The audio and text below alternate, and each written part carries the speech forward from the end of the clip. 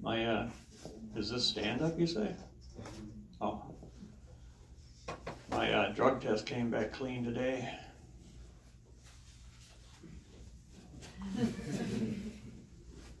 Yeah, it's good news for Jill, but my drug dealer has some explaining to do. I'm looking for the ones that don't laugh at all. They're the ones that use. He laughs, he knows. So anyway, my name is Timothy, and I'm a grateful recovering alcoholic. And when we get sober, we crack really stupid jokes. So, but I'm going to talk about some serious stuff. So, sometimes you got to lighten up in life. I've been a little bit under the weather lately, emotionally, and I want to break through that little cycle.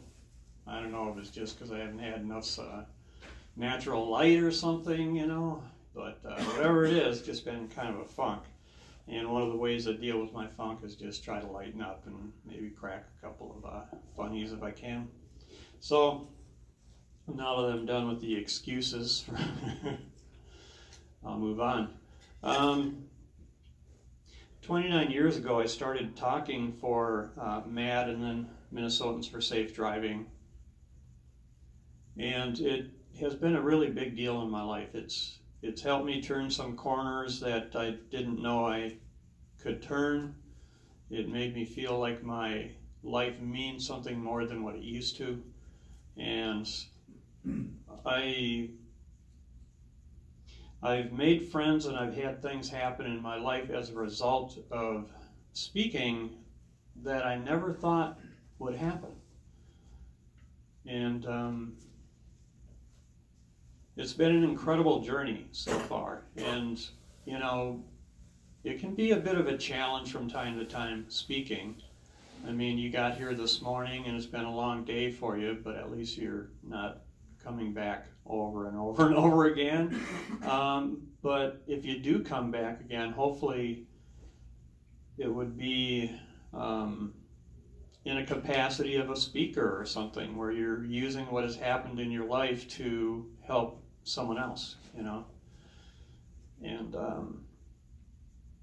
it's like when Dara was showing us the paths of the horses and the overlapping paths and the like, and as soon as I saw that, I viewed it as our lives. We have the paths of our lives are overlapping.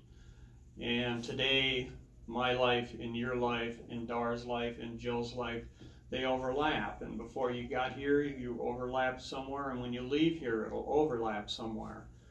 But oftentimes, we don't see the value of the overlaps unless we're looking. And, there's meaning in everything if we decide there is. It's like I'm in charge of what I say. You're in charge of what you hear. Now, if you hear something valuable from me, I get no credit for that. And if you don't like something you're hearing from me or any other human being on God's green earth, they aren't your problem, right? It's our perception. It's how we hear things that make a difference. So we can be pissed at the cop for pulling us over, or we can be thankful, but it all depends on how we choose to look at our lives, because it's our power to use as we will. And it's really a little distracting to be talking when somebody's sleeping. Yeah, if you're still not awake. It'd be kind of cool if you were awake during the speech. So, all right. Well, you didn't move when I said someone was sleeping, and you didn't move when he touched you at first. You kind of came out of it. So, I ain't judging, I'm just saying, So, and I haven't gotten much sleep in the last couple of nights either, So, but essentially, if you look for the good, you'll find it, right? And if we look at our lives as if everything is a miracle, then that's what it is. Einstein said either everything is a miracle or nothing's a miracle. It all depends on how we look at it. So I look at this as a wonderful opportunity for emotional growth, spiritual growth, mental growth, whatever it is, and whatever you choose to call it. But I'm chasing an education of the heart. You know, I'm not a statistician. I have heard for years how many people die under the influence from various things, drunk driving being no exception. And all those statistics, they don't mean anything to me. It's like they're numbers, and numbers change every year, and yeah, we know it, we hear it. And Dar was talking about, well, how come the numbers in the rooms aren't changing? Why do we keep coming back and speaking and there's still DWIs? It's not about the numbers, you know? I mean, you could try to dissect it and say, well, the numbers are still up because the cops are doing a better job. They're bringing in more people, even though there's less people doing it. We don't know. I don't know. But to me, the number game has not changed the stream of consciousness in our society. We still have the issue of people driving impaired, and whether the number is 100% of everyone driving impaired or 1%, but sometimes we're just distracted by a phone, looking at a chick when we drive by, or a guy, or whatever. We see a cute dog, you know, oh, that's a cool dog, oh, look at that eagle, you know, whatever it is, distracted driving, right? We all take our eyes off the road, so 100% of us are driving impaired. So it's really a miracle that we haven't all had crashes. Why do we get to be the ones that will avoid the consequences of serious crashes when we ourselves are driving under the influence of not just distractions, but drugs or alcohol or sleep deprivation or intense emotional turmoil, whatever it is, you know? Why aren't more of us dead? And I think it's because we are the walking miracles, you know, like Einstein said. Either everything's a miracle or nothing is. Well, I choose that everything is. And I've just seen so many people non-receptive to the lessons, the messages that are transpiring in their lives. And I think part of the reason that we don't necessarily pay attention because we're sleeping emotionally is because something has put us to sleep. What about being in this room in the absence of conscious love in your life, where does that make a connection with you? It doesn't. No one really thinks about it. Not conscious love. And where the heck am I going with that? It's this easy. Solving impaired driving is if you love somebody, you won't hurt them. And if you love yourself, you will not place yourself in harm's way by getting behind the wheel and driving impaired, right?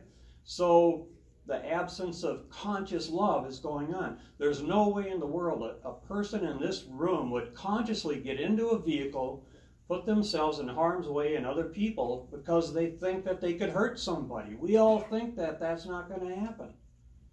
But we turn our consciousness on, we anesthetize ourselves from consciousness through drinking and drugging or whatever else it is.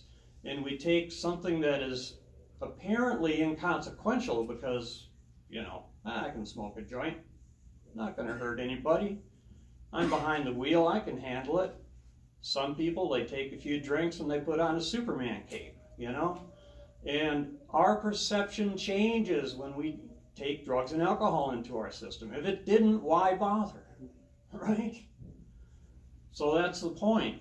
But while we're not trying to do a prohibitionist mentality here, right? It's like, I don't care if you smoke pot, personally. I'm not trying to get that stuff outlawed.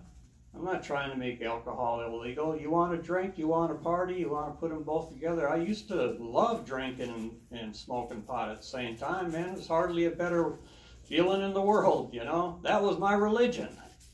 It's like I'd go to church, have a joint before I go to church, man, because it make what the ministers say sound really cool. You know what I'm saying?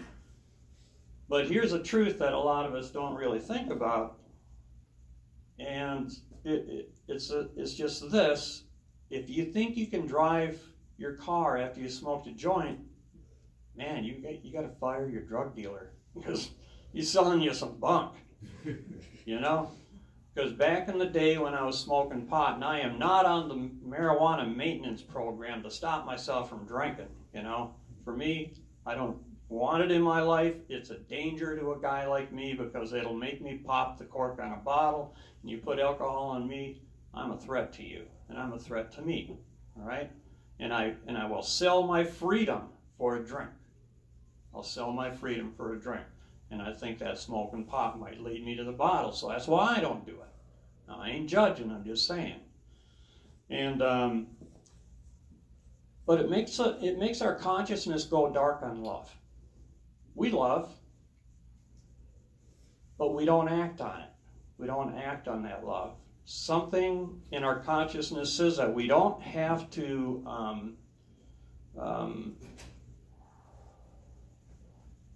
worry, that everything's going to be okay. But here's the one statistic that I kept any kind of consciousness about, and it's the #1 killer of children who die in our country of an alcohol-impaired crash. And the last one that I read up on was 54% of all kids in our country that die of a drunk driving tragedy die at the hands of the ones that love them the most, which is the parent. The parent has the most direct access to the children, but they're impaired. They're driving that vehicle, and they've got love from here to the moon and back for their kids. They love their kids, and they would never do anything on purpose, consciously, to hurt them. But they take alcohol or a drug into their system, and their consciousness shuts down, and they get behind the wheel while they're hungover after a night of drinking, or maybe the wife or the husband calls and says, I got to work late, pick up the kids from school, and you've been in the pub, you know, putting down a few brewskis and shooting some pool and darts and whatever, and you didn't expect to have to go pick up the kids. Who knows what's behind the personal stories and all those 54% of the kids that are dying? But I'm just saying, these people love their kids, but yet something turned their consciousness off. And if you've got a red flag in your life, which I think you do because you're here, whether it's a red flag that you're deserving of or not is not the point. It's a red flag. Something got you here to where you have to listen to a guy like me, or pretend to listen to a guy like me, but your time is constrained in such a way for 8 or 10 hours today in light of a decision that you made, you know? And I'm not comparing you to me. I'm not trying to make myself look like I'm some kind of saint. You got to listen to me because of the way I've lived my life and how I'm living my life now. And, you know, it's not what I'm talking about. I'm just trying to ignite that part of you that is deeper than anything that you've done, because you are more than your mugshot. And probably there's people in this room that feel guilty for being here today, and I'm sorry, but that does not serve the greater good.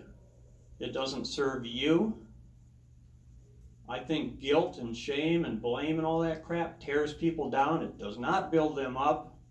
It has nothing to do with love. It has the illusion of love. It's like, you know, and I'm not even going to bother explaining that one, because I don't want to focus on the problem. I want to be in the solution. But sometimes when we're not paying attention to our lessons, to the messages in life, it'll slam dunk us, right? And you think you got it bad today, but at least you haven't killed someone, like your own kid especially, you know? Because if you would have killed your kid or somebody else's child, driving impaired, instead of getting a DWI, right or wrong, if that would have happened in your life, right now you might be contemplating suicide. You know what I'm saying? And you might, if it happened to your kid at the hands of someone else, be contemplating homicide. So we are talking life or death here, man. You kill somebody's kid, you know, yeah, that could be some serious stuff. But if you're the one that did it, you might kill yourself. And it's really ironic is that you probably made some associations with people today, maybe even struck up a friendship, I don't know. But the person that could kill your kid could be the one that you made friends with today. And it could be the person that you feel weighted in your chair right now. You could be the one that killed your own kid. And I've met people, in 29 years of doing this stuff, I've met people who have done that. A woman by the name of Peggy, her baby was 6 months old. She was driving impaired. Baby was belted upright in the back seat in his chair and everything, but she crashed. Her baby was killed. And she wanted to die every day, all day, after that happened. And I don't know if she did finally kill herself or not. I kept trying to lift her up and help her do something with her story, but she disappeared. I never found out what happened to her. But she was struggling big time, you know. And I've known people in the organizations that I speak with who have talked about they wanted to kill the person that killed their husband, their wife, their baby, their sister, their brother, their loved one, you know. And there was a woman I talked to, her daughter was hit but not killed, and her daughter had a grapefruit-sized hemorrhage on her brain and was placed in the hospital. And the mom's name was Sharon, Chris is the daughter's name. And Sharon got that call at 3:30 in the morning, went down to the hospital to see Chris, and she found out what room Chris was in, and you know, the nurse said go to room whatever, and she goes in the room and she looks around and she doesn't see Chris in there. It's like, the hell, you know? Turns around, leaves the room, goes back to the nurse's station and says, you sent me to the wrong room. Chris Berg. I'm Sharon Berg. I'm her mom. You sent me to the wrong room. And the nurse said, oh, I'm sorry. And looked through the paperwork again and said, well, no, according to our paperwork, that's the room we sent you to, is where Chris is. And Sharon turned around, went back to the room, and stared at the woman laying in the hospital bed and realized it was her daughter. She didn't even recognize her own daughter. She raised this girl into a woman and didn't recognize her because of the damage done to her face. And Sharon said if she would have had the guy who hit her daughter in that room at that very moment, and she had a double-barrel shotgun in her hand, she would have pulled both triggers without hesitation. You know, and even though the guy probably didn't mean to do it, he also didn't mean not to do it. And I want you to mean not to do it, not out of guilt, but out of love and concern, because this guy's consciousness of love was turned off the day that this happened in some way, shape, or form, because he went through a red light. His ability to be functioning at a loving, caring, rational way, it was impaired. And alcoholism is a disease of perception. It changes, it diseases the way we view life, and if you drink and if you drug long enough, it will poison and impair your ability to see life the way it really is. It'll tell you things that are true that are actually a lie. It'll tell you things that are a lie when they're actually true. And I've seen people's perception poisoned from this stuff. And people, this creeps up on you real slow, you know? It's like somebody grooming you for failure. And you call them your friend, you know? And it's a real tricky thing. It's cunning, baffling, and powerful. And we're walking with the enemy, and we don't even know that the enemy is us. We did this to ourselves, you know? And I sold my freedom, like I said, I sold my freedom for a drink quite a few times. Now, Dar kept telling you to imagine this or imagine that, right? And Einstein also said imagination is more important than knowledge. So I'm going to ask you to imagine being the one that killed this child who was 6 months old in a baby stroller. An alcohol-impaired driver ran him over after hitting his mom. His name was Timmy. He died that day, and you're the one that killed him. You know? Sorry, it's better to imagine it than actually have it happen, right? You know?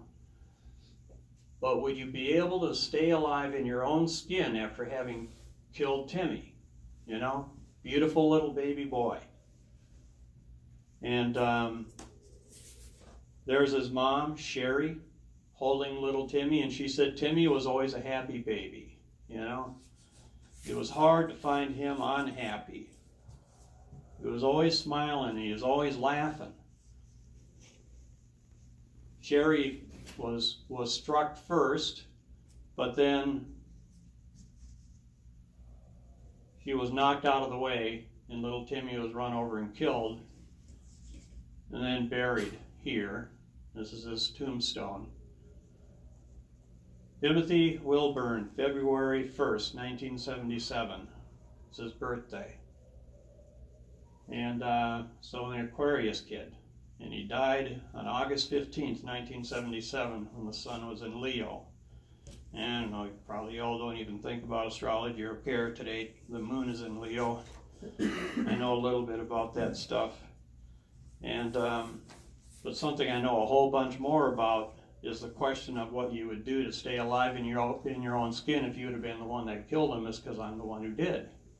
You probably surmised that before I even got there. I'm an alcoholic. I'm here talking about something grave, right? I put this little boy in a grave, and he's dead. And I gave his mom a memory that she's going to carry for the rest of her life. And she told me that, in fact, it was just 2-3 weeks ago, she said that was the worst memory, the worst thing that she's ever had happen in her life. And she and I are friends, and she says she loves me and she forgives me. We got to that point, right?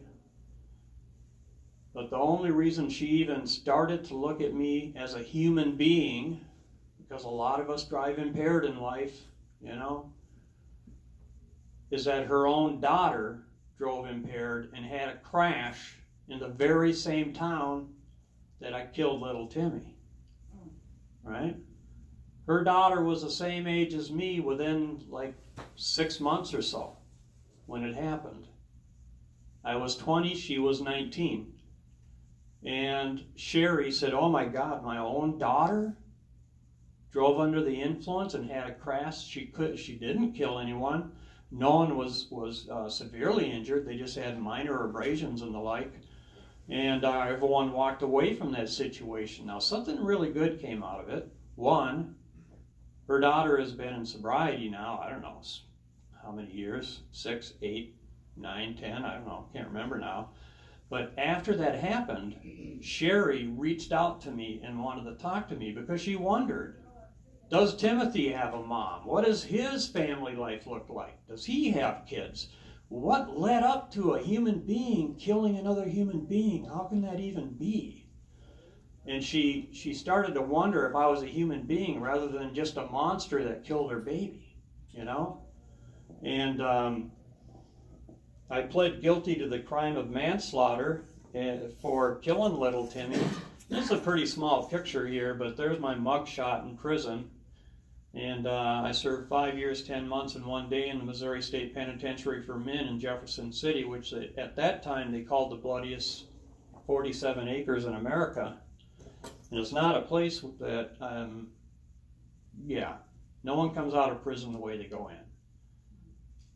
I became a lot of things, and pleasant and sociable wasn't one of them.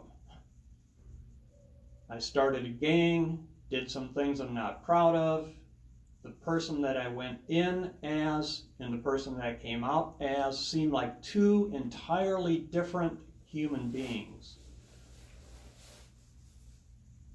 And it took me a long time to wake up to the idea that I needed sobriety. And guess what? That didn't do it. That alone didn't do it. The consequences of my actions didn't do it. But when I finally got sick and tired of being sick and tired, and I sobered up, and I got honest with myself that me and drinking don't get along, then the changes started to occur. And a woman from MAD came to speak to us when I was sober 90 days. And I wondered why they would send a MAD speaker to a sobriety recognition celebration event.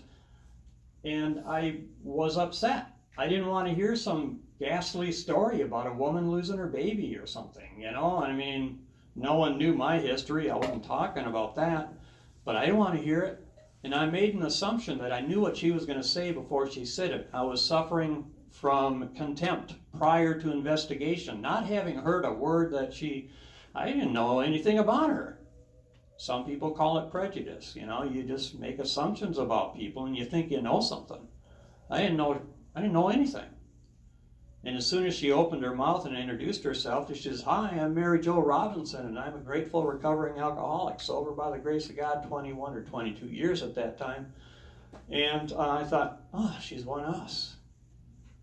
The connection between her and I, as a result of seeing connection rather than seeing an enemy, allowed me to start seeing and hearing things differently. And people treated me really well in that 12-step organization, right? They didn't treat me like an animal. They didn't treat me like a monster. They just said, "Do you have a desire to stop drinking? Yeah, keep coming back because we love you. We care about you." Handshakes and hugs. No one was trying to get something from me that was inordinate. And I was shocked to see that people cared about me. But when people loved me as I was, warts and all, that's what helped me start to change. And it started to change my perception. The way I view you as human beings today is part of the domino effect of someone treating me that way at one point in my life. And so I find it very important to treat people with dignity, love, and respect under all circumstances. And that's something that Mary Jo said in the story that she told that day. She said, yeah, her son was killed. She didn't go into a lot of details, but she said she walked into the courtroom at the time of sentencing for the guy who killed her son, walked up to the guy who was in tears and gave him a hug and said, "I love you and I forgive you for killing my son." You know, and forgiveness runs deeper than the offense. I want you to hear this.